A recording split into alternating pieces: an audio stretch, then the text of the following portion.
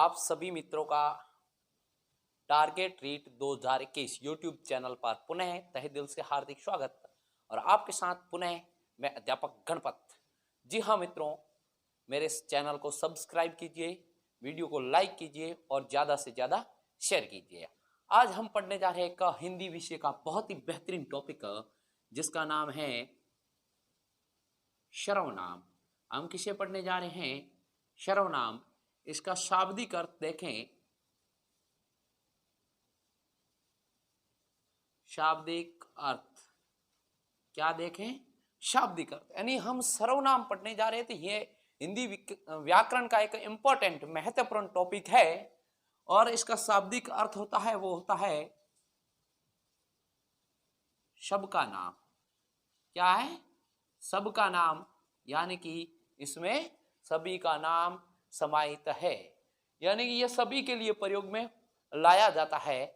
इसका प्रयोग क्यों करते हैं या उपयोग क्यों करते हैं? तो इसके प्रयोग से क्या होता है? एक तो वाक्य में सुंदरता आती है। क्या आती है? सुंदरता। दूसरा संक्षिप्तता। क्या? संक्षिप्तता। और तीसरी चीज है वो है पुनरुक्ति दोष से बचने के लिए। हाँ साथियों, हम इसका उपयोग क्यों करते हैं, यानी कि जो सर्वनाम है इसका प्रयोग क्यों करते हैं? एक तो सुंदरता के लिए, यानी वाक्य कैसा दिखे? बिल्कुल सुंदर दिखे। उस वाक्य मतलब सर्वनाम का प्रयोग करने से वाक्य सरल हो जाता है, आसान हो जाता है, सहज हो जाता है। साथ ही साथ संक्षिप्तता। यदि हम इसका प्रयोग नहीं करेंगे तो वाक्य बहुत बड़ा हो जाएगा। तो संक्षिप्तता, संक्षिप्त यानी छोटा, वाक्य छोटा करने के लिए। और जो इंपॉर्टेंट है इसमें वो क्या है? इंपॉर्टेंट चीज वो है पुनरुक्ति दोष से बचने के लिए। पुनरुक्ति दोष क्या है? पुनरुक्ति दोष मतलब कि कोई एक शब्द बार बार उपयोग में लिया जा रहा है। वो संज्ञा, एक शब्द है संज्ञा जिसका बार बार वो एक वाक्य में बार बार आ रहा है, तो उसको हम रोकने के लिए या उससे बचने के लिए हम जो सर्वनाम का प्रयोग करते हैं, उपयोग करते हैं। जैसे मैं एक वाक्य लिख रहा हूं, इसको ध्यान से देखना। श्याम ने श्याम की मां से कहा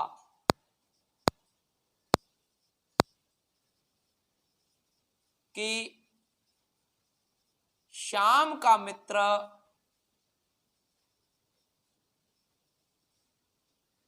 श्याम से मिलने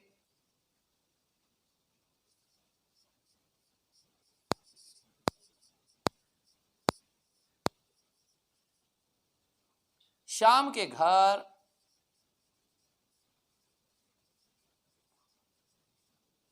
आ रहा है। क्या बात है कि श्याम ने श्याम की मां से कहा कि श्याम का मित्र श्याम से मिलने श्याम के घर आ रहा है। अब इसमें देखिए श्याम श्याम श्याम श्याम, ये श्याम 5 बार एक ही संज्ञा आ गई। तो इससे बचने के लिए है जो हम किसका प्रयोग करते हैं, किसको उपयोग में लाते हैं? सर्वनाम को। जैसे श्याम ने, यहां पर जैसे लिखें, श्याम ने अपनी, क्या? अपनी मां से कहा कि उसका मित्र उससे मिलने उसके घर आ रहा है। श्याम ने अपनी मां से कहा कि उसका मित्र उससे मिलने उसके घर आ रहा है। अब वाक्य साधारण दिख रहा है, सिंपल दिख रहा है, सरल दिख रहा है, सहज दिख रहा है। ये होता है पुनरुक्ति। यानी पुनरुक्ति कोई भी एक वर्ड, कोई भी एक शब्द बार बार उपयोग में लिया जा रहा है तो उससे बचने के लिए है जो हम इसका उपयोग करते हैं। अब ये शाब्दिक अर्थ, इसका उपयोग क्यों हमने ये समझ लिया, इसको आसानी से आप लिख भी सकते हो मित्रों। अब हम लिखेंगे चीज, वो है इसकी परिभाषा। ये इसका शाब्दिक अर्थ और इसका उपयोग क्यों हो ये भी लिखा। अब क्या लिखेंगे,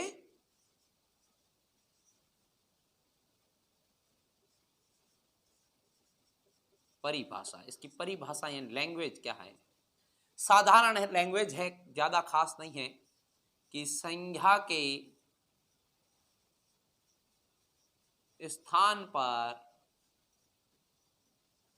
आने वाले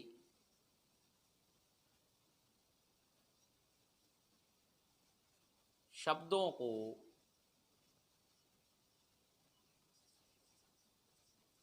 सर्वनाम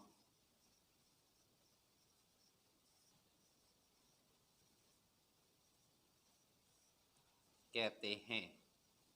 क्या बात आई कि संज्ञा के स्थान पर आने वाले या प्रयुक्त होने वाले शब्दों को क्या कहते हैं, सर्वनाम। किसके स्थान पर आएंगे, ये हमेशा संज्ञा के स्थान पर प्रयुक्त किए जाते हैं और संज्ञा के स्थान लेने वाले शब्द है उन्हें हम सर्वनाम कहते हैं। और संज्ञा जो संज्ञा होती है, यदि उसके स्थान पर हम किसी वर्ण का अपने शब्द का प्रयोग कर रहे हैं तो वो शब्द है वो सर्वनाम कहलाएगा। अब इसके प्रकार, यानी कि ये सर्वनाम है, इसके कितने भेद है, कितने प्रकार है। तो सर्वनाम, सबका नाम सर्व छ, यानी 6 प्रकार का है। ये कितने प्रकार का है मित्रों, 6 प्रकार का है। 6 प्रकार कौन कौन से देखते हैं। पहला है जो पुरुषवाचक सर्वनाम। कैसा सर्वनाम, पुरुषवाचक सर्वनाम। दूसरा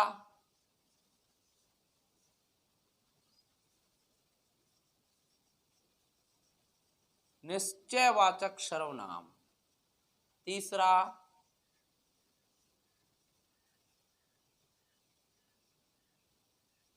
अनिश्चयवाचक सर्वनाम। चौथा संबंधवाचक सर्वनाम। पांचवा प्रश्नवाचक सर्वनाम। और छठा है वो है निजवाचक। छठा सर्वनाम कौन सा है, निजवाचक सर्वनाम।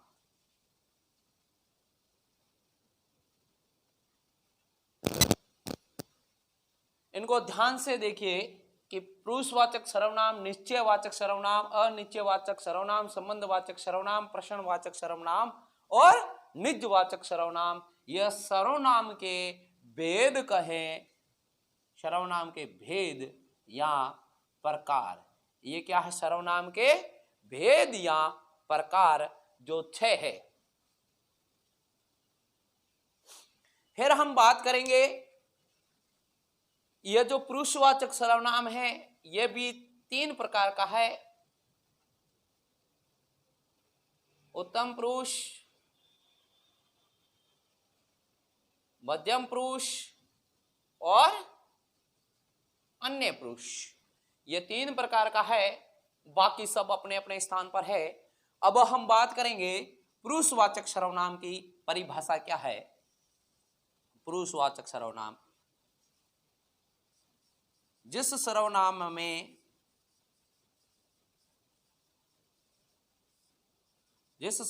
में बोलने वाला फिर है, या बोलने वाला है, या इसको कहने वाला भी कह सकते हैं।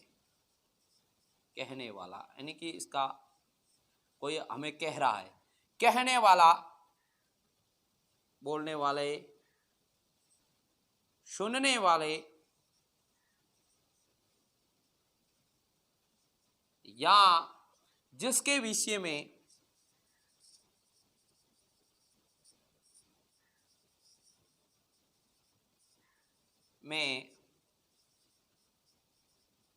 बात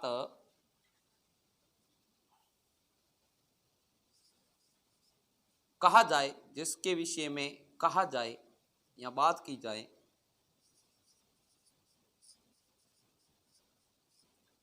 के स्थान पर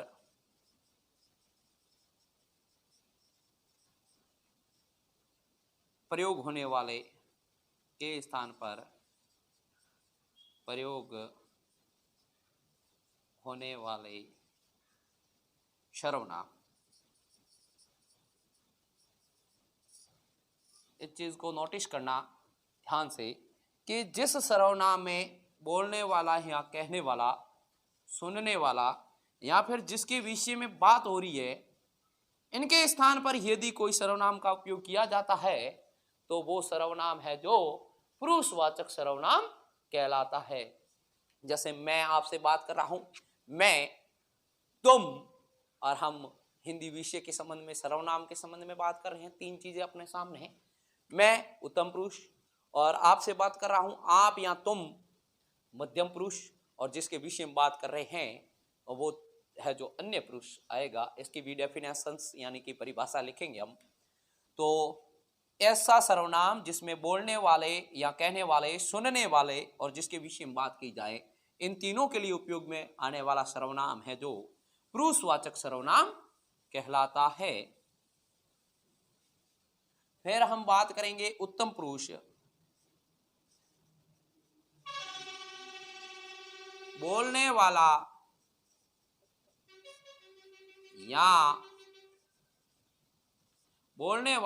या लिखने वाला, लिखने वाला व्यक्ति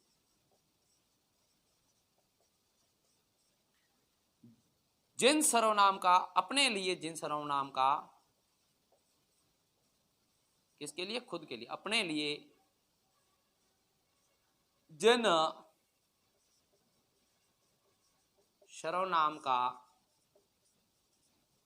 उपयोग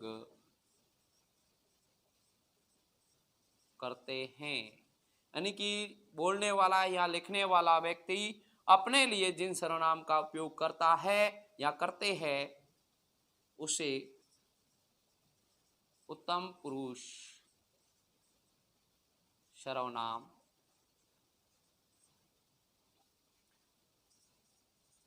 कहते हैं।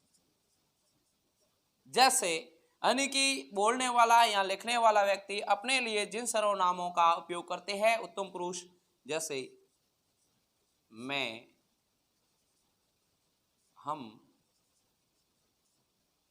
हम सब, ये सर्वनाम है। कहने का अर्थ है कि बोलने वाला या लिखने वाला व्यक्ति, जैसे मैं हूं, बोल रहा हूं या मैं लिख रहा हूं और आपसे बात कर रहा हूं, तो मैं आपके लिए उत्तम पुरुष हूं। या आप लिख रहे हो, आप बोल रहे हो, तो आप उत्तम पुरुष हो। जिसके विषय में हम बात कर रहे हैं वो अन्य पुरुष होगा। ये था। और इसके उदाहरण भी, दूसरा है मध्यम पुरुष।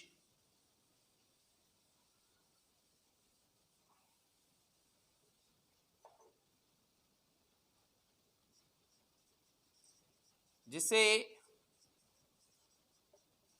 संबोधित करके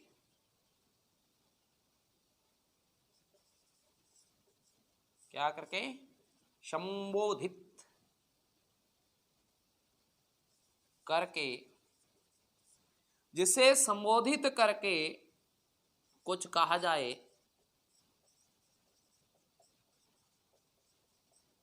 या जिससे बातें की जाए,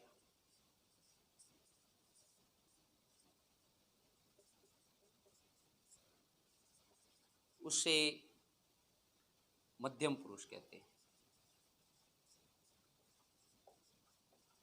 मध्यम पुरुष कहते हैं। यानी कि जिसे संबोधित करके कुछ कहा जाए, यहां जिसके विषय में बात की जाए, जैसे तुम, आप, जैसे उदाहरण में आप समझ सकते हो, तुम, आप, तुम कहां गए थे, आप क्या कर रहे हैं। तो तुम, आप, ये कैसे सर्वनाम है? मध्यम। इनकी डेफिनेशंस,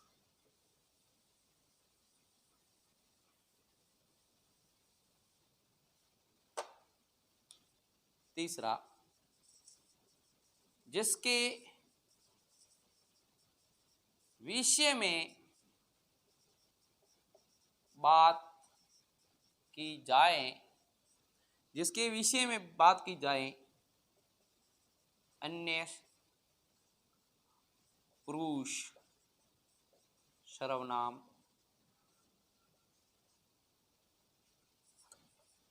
कहलाता है। जैसे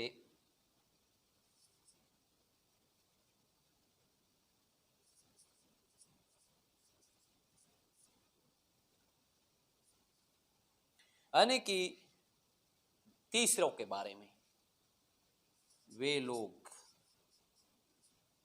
लोग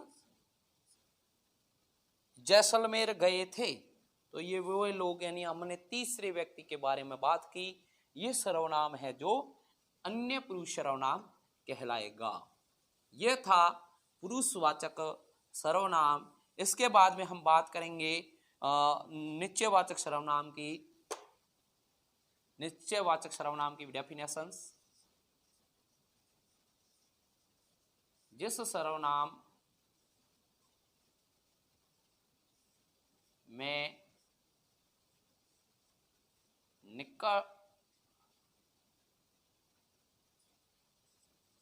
निकटस्थ या दूरस्थ, जिस सर्वनाम में निकटस्थ या दूरस्थ व्यक्ति या पदार्थ की ओर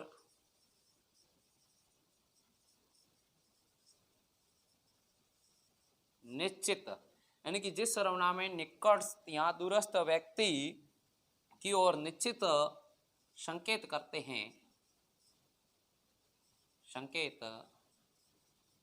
हैं, निश्चयवाचक सर्वनाम कहलाता है। यानी किसी में निकटस्थ या दूरस्थ, जैसे यह, ये, वह, वे, इसके उदाहरण हैं, इसके द्वारा समझ लीजिए। यह, वह जा रहा है, वह जा रहा है, तो वह जा रहा है, तो ये दूर वाले व्यक्ति के लिए बात हुई। निकट, यह जा रहा है, यानी कि पास वाले व्यक्ति के लिए बात हुई। तो इस सर्वनाम को हम है जो ये कौन है, वे कौन है, ये निश्चयवाचक सर्वनाम। फिर हम बात करेंगे तीसरे की। जिस सर्वनाम में किसी व्यक्ति या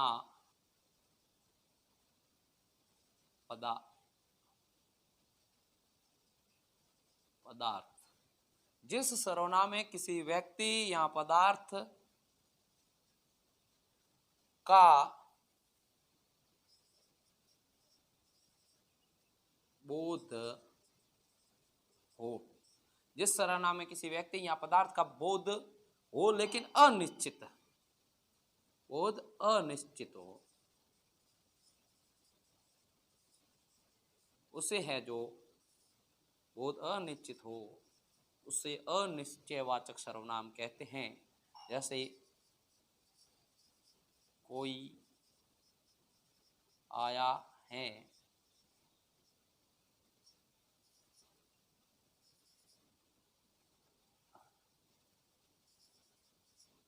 कुछ रुपए दे दो। यहाँ पर कुछ, कोई, यह है जो अनिश्चयवाचक सर्वनाम के उदाहरण हैं। इसको ध्यान से समझना कि जिस सर्वनाम में किसी व्यक्ति या पदार्थ की अनिश्चितता का बोध अनिश्चित हो, उस सर्वनाम को हमें जो। फिर है बात संबंधवाचक सर्वनाम की। तो हम बात करेंगे संबंधवाचक सर्वनाम की कि दो उपवाक्यों दो उपवाक्यों के बीच में, कहां पर? दो उपवाक्यों के बीच में प्रयुक्त होकर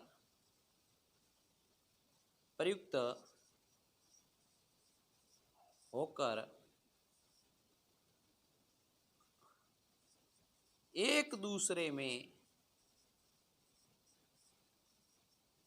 संबंध स्थापित करें,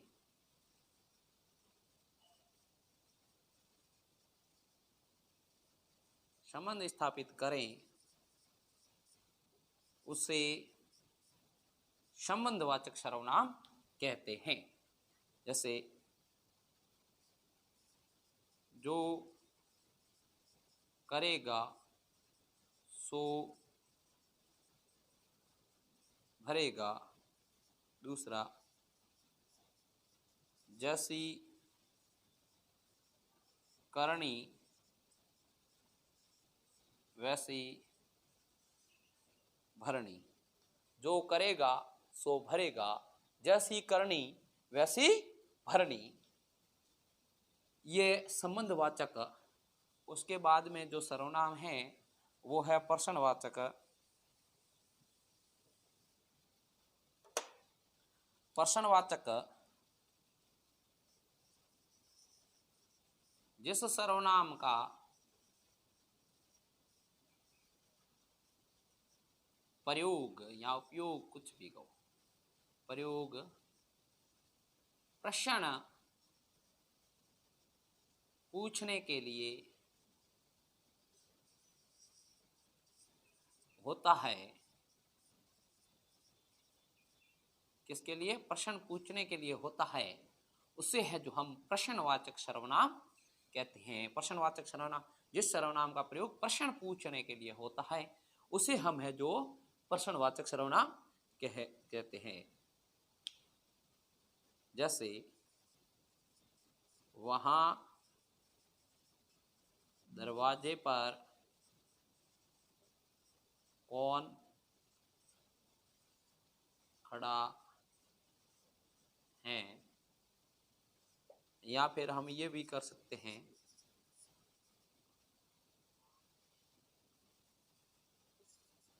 भारत में कितने राज्य हैं, ये भी पूछ सकते हैं। तो यहाँ पर कौन और कितने, यह है जो प्रश्नवाचक सर्वनाम के उदाहरण हैं। इसको आसानी से समझिए, बहुत ही सिंपल है कि जहां जहां प्रश्नों का हम प्रयोग करते हैं, प्रश्न पूछते हैं, वो सर्वनाम है जो प्रश्नवाचक सर्वनाम है। अंतिम है वो सर्वनाम है निजवाचक। कैसा सर्वनाम? निजवाचक। जिस सर्वनाम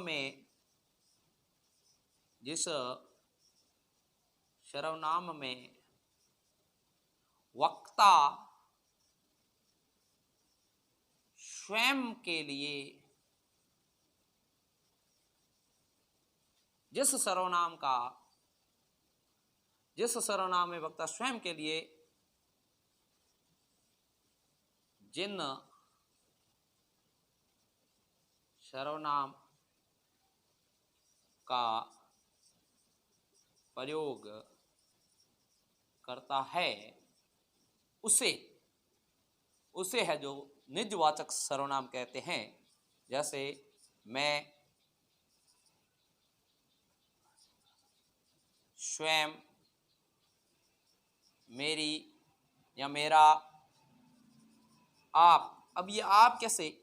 मैं मेरा काम अपने आप कर दूंगा या कर दूंगा, तो आप। ये उदाहरण, ये है हिंदी का एक बेहतरीन टॉपिक सर्वनाम।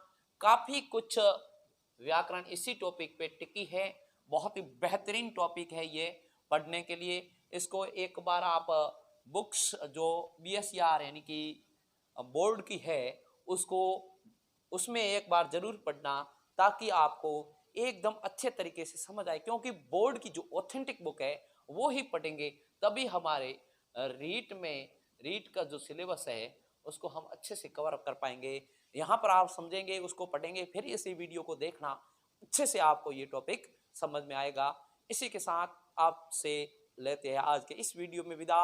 जय भारत।